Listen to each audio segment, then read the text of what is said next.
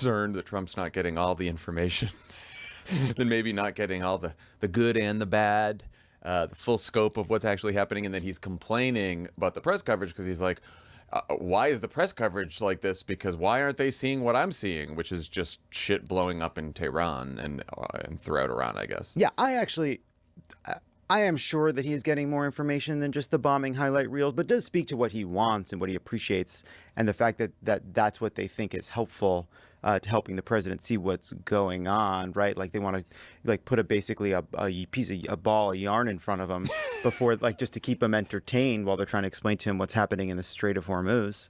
Yeah, there was also some like they're trying to get him some more polling that shows it's unpopular, but it's really not like it's not even like he cares that much about public opinion at this point or believes it.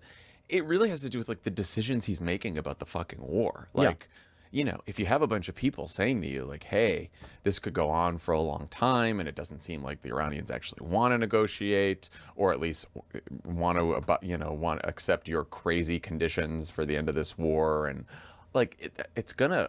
I mean, he's just going to prolong the war because he's going to think that like if only I drop a few more bombs, then it'll do it. And of course, the longer the war goes on, the less the bombing is actually effective because they hit a bunch of targets. They hit hundreds of targets already. Like what do they say, 9,000 strikes.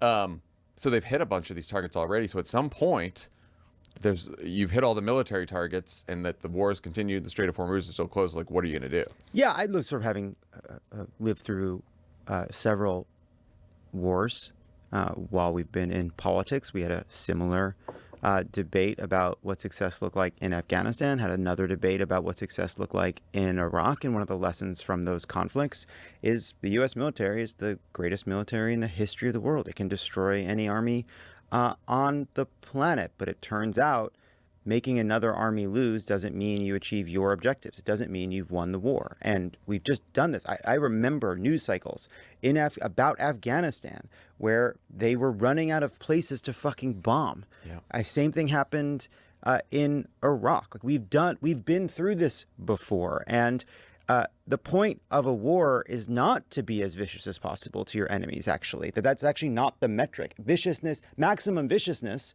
is not a strategic imperative because it's not about inflicting pain. It's about achieving your objectives with as little pain as possible if you're fighting a just war. And so Pete Hegseth is when you're not sure of your objectives, though, then it becomes